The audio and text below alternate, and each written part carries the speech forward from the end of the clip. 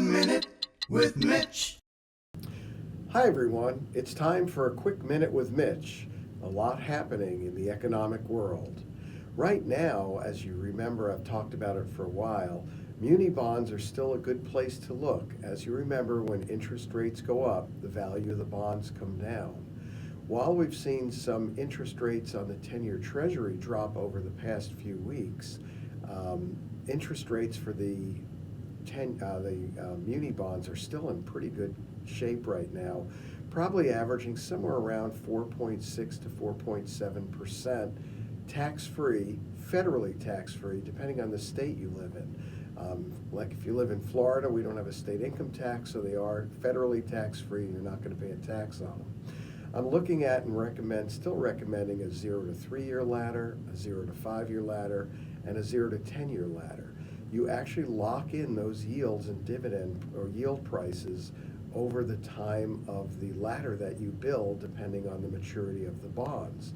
And as we know, the Fed has been talking about lowering interest rates. Everybody has been waiting for them to lower interest rates. Not sure when it's going to happen, maybe sometime around September. But when it does, we'll probably see bond prices go up and dividends go down. So if you're considering it and looking for some long-term income, you may want to call and take a look at some municipal bonds, depending on your time horizon and your risk tolerance, 0 to 3, 0 to 5, 0 to 10. We will be able to custom build that for you. Right now, as you've probably heard, commodities in the gold market have been going up. However, gold has dropped about $15 an ounce, silver has slipped as well, and oil continues to go down as some tensions in the Middle East have dropped down just a little.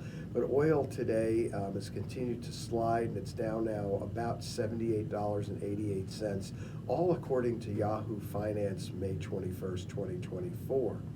The 10-year Treasury is down to about 4.41% today. On April 25th, it was up to as high as 4.7%.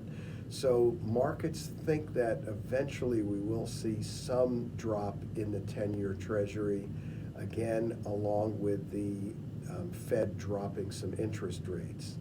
The Fed liked what they have seen in some of the inflation data. Unemployment in the recent data released was up to 3.9%. And that is according to the Bureau of Labor Statistics. And jobs in March were 303. In April, they were only at 175. I know it's kind of counterintuitive.